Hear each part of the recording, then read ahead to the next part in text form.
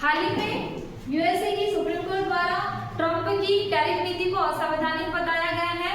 तो क्या ट्रंप की जो टैरिफ नीति है, या कहना चाहिए टैरिफ जो युद्ध है वो बढ़ेगा या घटेगा, और इंडिया और यूएसए पर इसका क्या प्रभाव पड़ेगा, तो आज इसके बारे में चर्चा करते हैं। ठीक है, तो हाल ही में यूएसए की सुप्रीम कोर्ट द्वारा ये बोला गया है कि आपने जो ग्लोबल टैरिफ लगाए थे वो आपके अधिकार क्षेत्र में नहीं आता। आपने इसे किस अधिकार के तहत जो है सभी देशों पर टैरिफ लगाया, 50% का, 25% का, 18% का, 15% का, है ना, क्योंकि ये तो आपके अधिकार क्षेत्र में नहीं आता।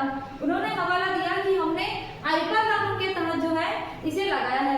तब उन्होंने ये मतलब सुप्रीम कोर्ट द्वारा ये बताया गया कि जो आईपा कानून है उसका पहले फुल फॉर्म देख लेते हैं ना, international emergency economic power act, जो कि 1977 में आया था। इस एक्ट के तहत ये कहा गया है कि यदि राष्ट्र में मतलब कि यूएसए में आपातकाल की स्थिति उत्पन्न होती है, उस कंडीशंस में व्यापार को नियंत्रित करने के लिए ये टैरिफ लगाया जा सकता है।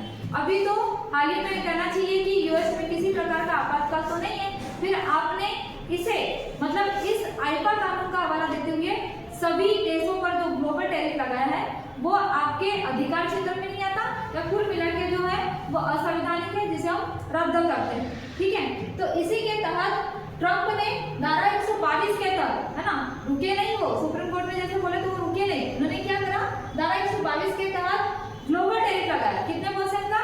10% का। ठीक है, और ऐसा कहा जाता है कि धारा 122 के तहत जो ग्लोबल टैरिफ लगाया गया है वो 10% से कितना बढ़ाया जा सकता है? 15%। और अभी जो टैरिफ लगाया गया है ग्लोबल टैरिफ जो 10% था वो कितने दिनों तक के लगाया जा सकता है? 150 दिनों तक। अगर 150 से ज्यादा दिनों के लिए हमें लगाना है तो किसकी अनुमति लेना पड़ेगा? वहाँ के कांग्रेस, मतलब वहाँ जो सदन है ना, जैसे हमारे लोकसभा राज्यसभा है, तो उसी प्रकार से वहाँ का जो सदन है जिसे कांग्रेस क्या कहा जाता है, उसकी हमें क्या लेना पड़ेगा? अनुमति लेना पड़ेगा। इसी अनुमति के बाद जो है टैरिफ 150 से कहना चाहिए कुछ और दिनों के लिए बढ़ाया जा सकता है, या फिर 10% से 15% के लिए जो है इसे बढ़ाया जाता है। तो ये जो टैरिफ है ना, ये यूएसए के इतिहास की सबसे बड़ी घटना के रूप में जाना जाता है। क्यों यूएसए के इतिहास की सबसे बड़ी घटना के रूप में जाना जाता है भाई? क्योंकि जब 1940 में सेकेंड वर्ल्ड वॉर हुआ था, उस टाइम पे वहां पर आपातकाल की स्थिति उत्पन्न हुई थी।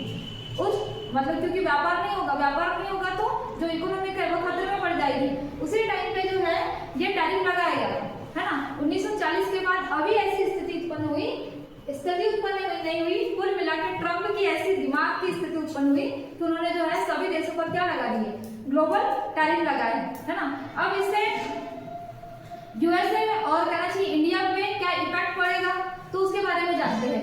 यूएसए में क्या हुआ, हमारे यहाँ जो सामान आ रहा था वो महंगा हो गया था, मतलब कि वहाँ पे जो लोग परचेस कर रहे थे वो सामान बहुत महंगे मिल रहे थे। कुछ जो कंपनियां थी जो कहना चाहिए इंडिया के सामान पर डिपेंडेंट थी, वो क्या हो रही थी? नुकसान हो रहा था इकोनॉमिक रूप से। भारत को इसके क्या इफेक्ट पड़ रहा था? हमारे यहाँ जो सामान जा रहा था उसका आयात शुल्क हमको ज्यादा देना पड़ रहा था। इस वजह से क्या हुआ कि हम लोगों ने दूसरे देशों का रास्ता अपनाना स्टार्ट कर दिया। हमने बोला कि ठीक है, आप अपने हमारे सामान पर आयात लगा रहे हो तो एक काम कीजिए, हम आपको अपना सामान परचेस नहीं करेंगे, है ना, हम आपका अपना सामान नहीं बिकेंगे। ठीक है, तो ये जो टैरिफ है, पहले इंडिया पर कितना % का टैरिफ था भाई? 18% का, क्योंकि अभी हाल ही में जनवरी में खबर आई थी कि यूएसए द्वारा जो है इंडिया पर 18% का टैरिफ कर दिया गया।